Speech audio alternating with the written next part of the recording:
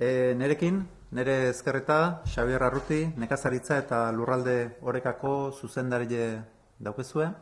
Eta bilon artien, saiatuko gea berri ematen, gure ustez pausu oso importanti edan deialdi batetaz, proiektu batetaz, ez da lehenengo pausue, hau ja gero kontauko duen bezala bigarrengo pausue da, hirugarren bat etorriko da, baina benetan, Gipuzkoko ongizateako oso garrantzitsu edan proiektu bat kontauko dizuegu, eta nola ja, ez proiektu baizik eta realidade bat nola dan. Eta esaten nun Gipuzkoko ongizateako urratz garrantzitsu bat eman deula, eta da konkretuki Gipuzkoko landa ere muen internet konexio azkarra zabaltzeko bidie zabaltzeko proiektua. Jundan asteartien diputatun kontseiluek onartuzun 2 milioi euroko diru laguntza bat 2500 biztanle baino gutxiloko udalerritan banda zabal ultra azkarra edatzeko, zabaltzeko. Honek esan nahi du, eta hori litzateke gaurko titular nagusile edo mezu nagusile, Gipuzkoko udalerri txikitako biztanliek internet konexio ultraazkarra eukitzeko aukera izango debela 2022 urteako. Deialdi honekin, konexio udalerri horietan sakabanatuta dauden 1000 baserri, 1000 etxeta iritsiko da, 40 udalerritan banatutako 189 eremutan. Beraz, honekin, lehen esaten nuen bezala, bigarren mugarri bat pasatzen deu, realidade badan, proiektu baten, beste aurrerapauso bat ematen deu, eta gero, Xabierrek esplikako bezala, hirugarren mugarri bat ere izango deu, oraindik eta gehiago zabaltzeko, eta benetan, ja honekin, nik esango nuke nazioarte mailan erreferentzialtasun bat hartzen badeure, baina hirugarren maila horrekin dudai gabe izango genduke mundu mailan aurrerapauso oso nabarmena. Hau guztia, konplexutasun handuko proiektu bat izanik, eta honen edaketa eta zabalera, benetan beharrezko edeu elkarlana eta ala igea, udaletxe guztiekin elkarlanien, eta egile esan, bai biztanliek eta bai udaletxe beake oso interesauta eta behaien eskaera bada dudai gabe konexio ultraazkarra izateko aukera.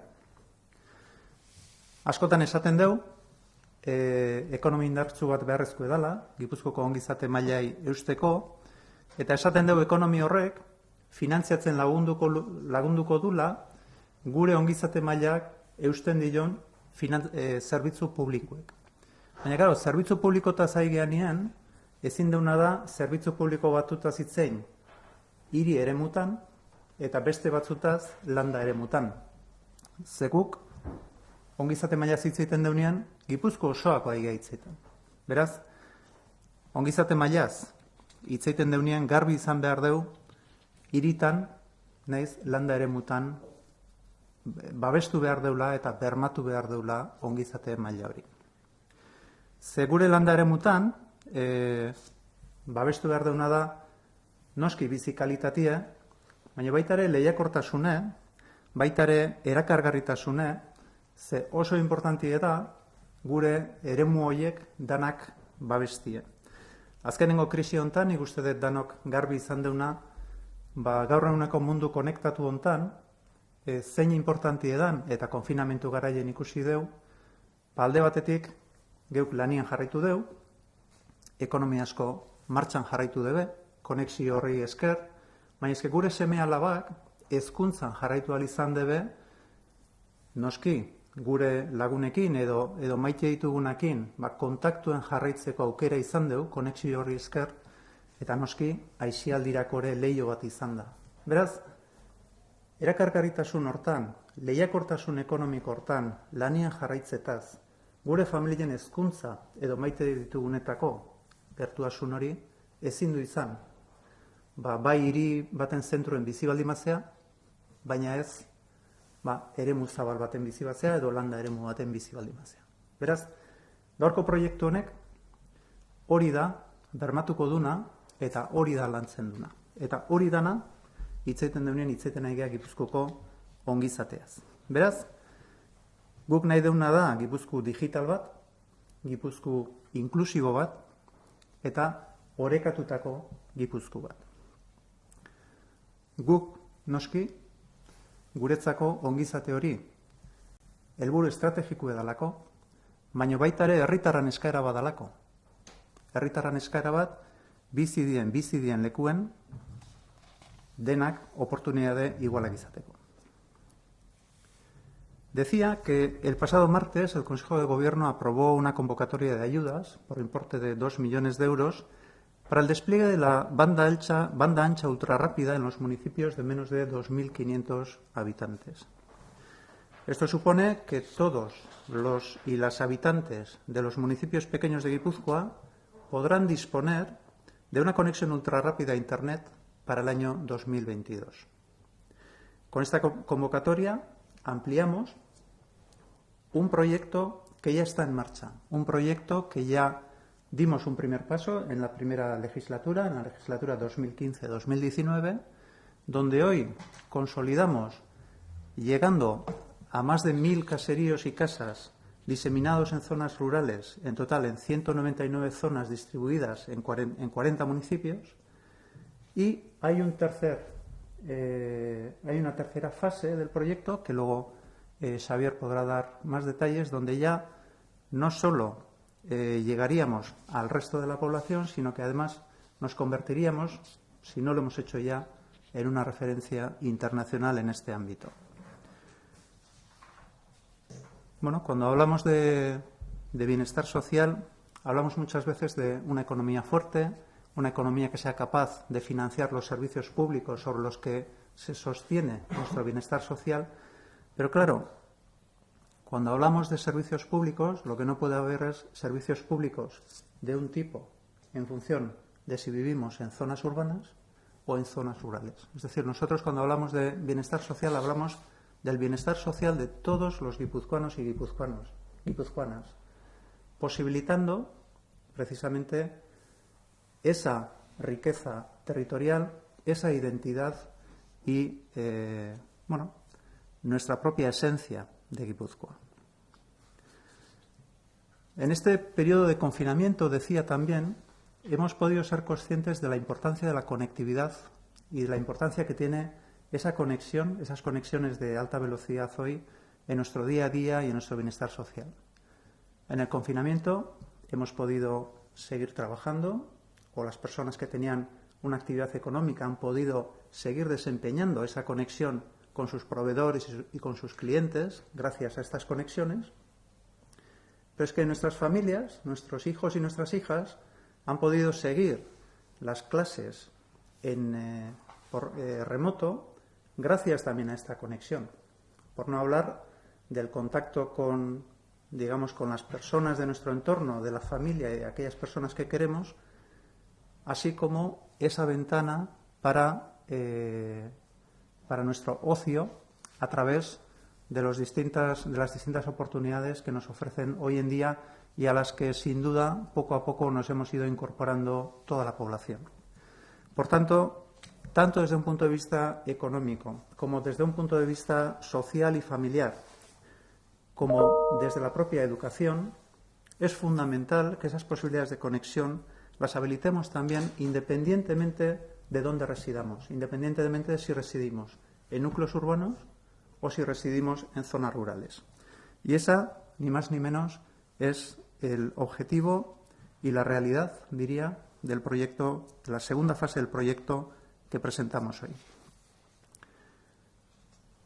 Porque es una demanda de la ciudadanía, pero sobre todo porque es nuestra concepción del bienestar de Guipúzcoa. Un bienestar inclusivo y completo que llega a todos los habitantes. Beraz, besterik gabe, Xabierri emango diot hitza, detaile gehiago adierazteko. Xabier, eskerrik asko. Eskerrik asko.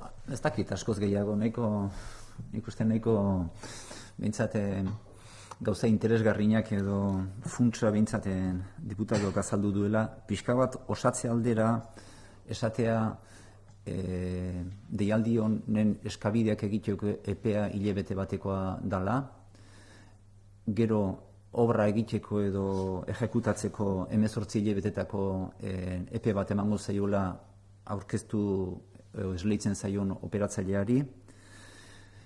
Aurtengo deialdi honetako datuak eman ditu, eta bizkat alderaketa egiteko 2018 urtean atera genduen deialdi hartan, baita ere herri berdinetara juten ginean, 40 herri horietara, 2005 biztanle baino gutxiagoko herri horietara, kasu hartan 2.300.000 euroko inbertsio bat zan, eta kasu hartan 2.000 baserritara iritsi ginean, baina erdigunetikan 2 kilometrotako radio bat hartu gendun kasu hartan, eta oraingo deialdi honekin herri txiki horien esparru guztira edo azalera guztira iristea da asmoa.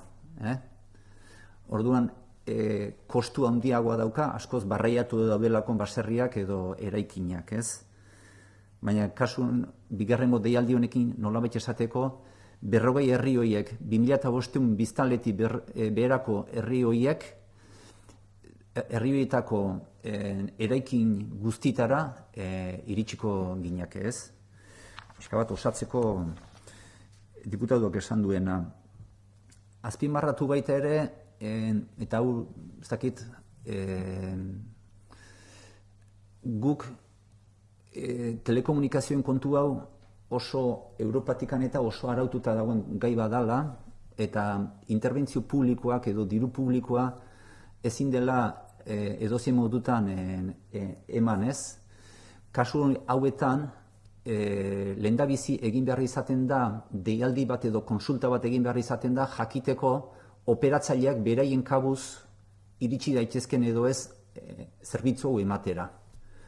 Deialdi edo konsulta hori egina dago, eta konsulta horren ondoren ikusten denean operatzaileak ez daudela prest leku betara juteko, zona horiek txuritu egiten direla esaten da. Eta behin zona horiek txuriak ze zona dauden, edo ze eremu diren txuriak ikusten denean, orduan aukera ematen digu guri diru publikoarekin, diru laguntza publikoekin interbenitzeko eta operatzaileak animatzeko nolabait esateko. Orduan, prozeso komplejo hori egin behar izan da, onaino iristeko. Zuritze hori edo konsulta hori urtero egiten da, eta urtero galdetzen zaie, ea urrengo 3 urtetan operatzaileak ze lekutara juteko prest dauden. Horrek esan nahi du, deialdi atera degun zonalde hauek, operatzaileak esan dutela, datozen 3 urtetan gutxinez ez liratekela jungo, baldin eta gu diru laguntza hauek jarri izan ezpaldima genitu. Abantaileena, nik uste deneko garbi asko esplizitatu beharrik ez dagoela, ez? Banda zabal ultrazkarraren dituen abantaileak, baina bi gauza bukatzeko, ez? Alde batetikan, 3. fase bat aipatu du diputatuak, eta egia da, behin 40 udalerri hauek egiten ditugunean, 2021 urtean, beste deialdi bat ateratzeko asmoa daukagu, Gipuzkoa osoko baserri edo eraikin isolatuetara banda zabal ultraazkarra eman ahal izateko. Hori, gutxi gora bera horren aurrekontu estimatua 8 milioi eurotakoa da, eta hori ari gera diseinatzen udalekin, diputatuak esan duen bezala, udalekin elkarlanean eta modu kofinantziatu baten egin ahal izateko. Foru Aldundiak 4 milioi jarriz eta udalek beste 4 denen artean. Eta horrekin, kalkulatzen dugu, Gipuzkoa osoan dauden beste 4.000 eta ipiko baserritara iritsiko ginatekela, eta gure asmoa litzateke legealdi hau bukatzerako Gipuzkoako landa eremu edo barreiatutako eraikin guzti horietara banda zabal ultraazkarrarekin, modu kolokial batean ezagutzen den interneteko zuntzotikoaren abiadura eukiko luken banda zabal bat eramatea, ez? Eta legealdi hau bukatzen deneako, ez dakit, 7.000, 8.000 baserri edo eraikinek estalita edo zerbitzu euki ahal izango lukete. Eta bukatzeko esan, guzti hau Landa Gipuzkoa izeneko programa batean barneratzen dela, eta Landa Gipuzkoa programa honek argindar sarea, ura, baserritako bideak, oinarrizko azpiegiturak bermatu nahi dizkiela landa eremuari eta baserriei. Eta ni ja sartzen ari gera, eta ni gogoratzen naiz, 70. hamarkadan argindarra eman zen baserritara, eta hori urrats oso importante izan zen.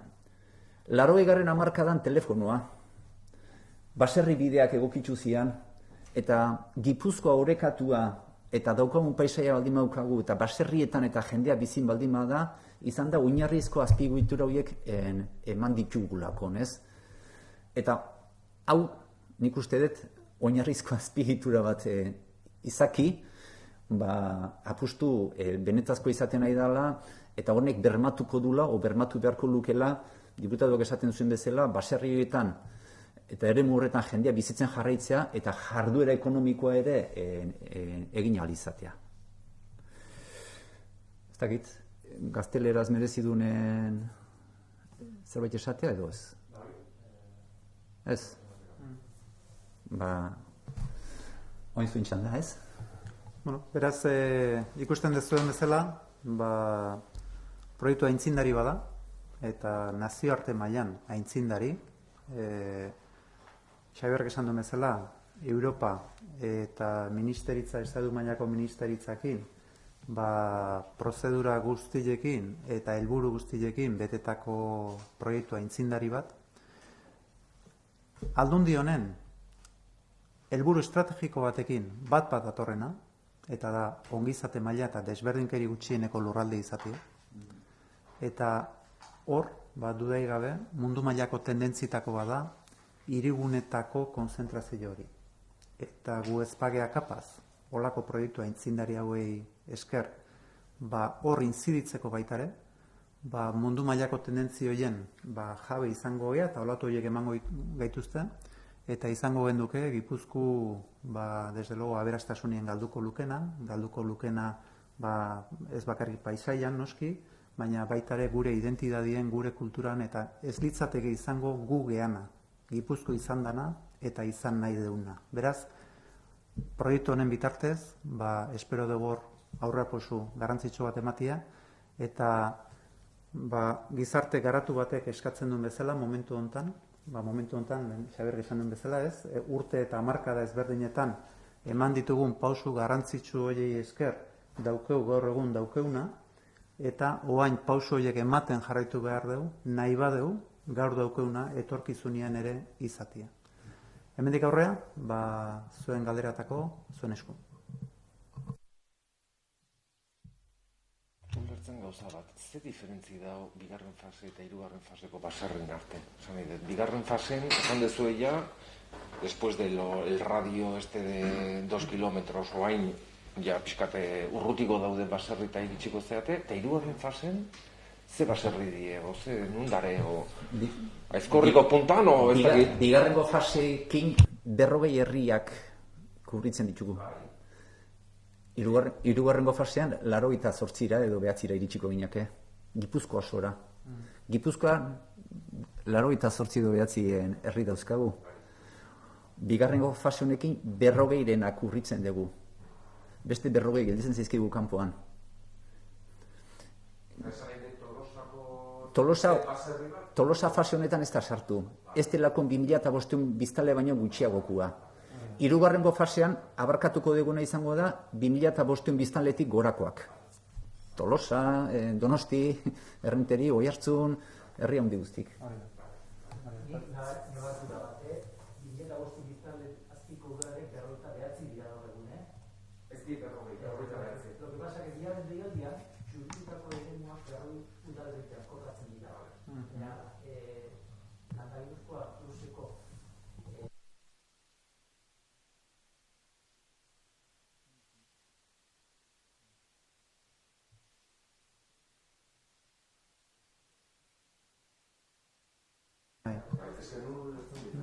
Hemen garrantzitsua da, baitare Iñakik esaten zuen bezala, erderaz zonas blancas bezala deitzen diona, da pixkat lehen Xabierrek esaten zuen prozedura hori egin debenak, ez? Eta prozedura hori reglatu da, eta ministeritzak estatuko ministeritzak gain behiratzen du, Europakine bateratu egon behar du, eta horrek ahalbidetzen gaitu gero guri aktuazio hau egitea. Bai?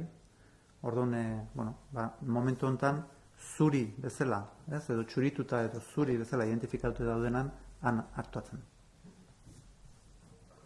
Claro.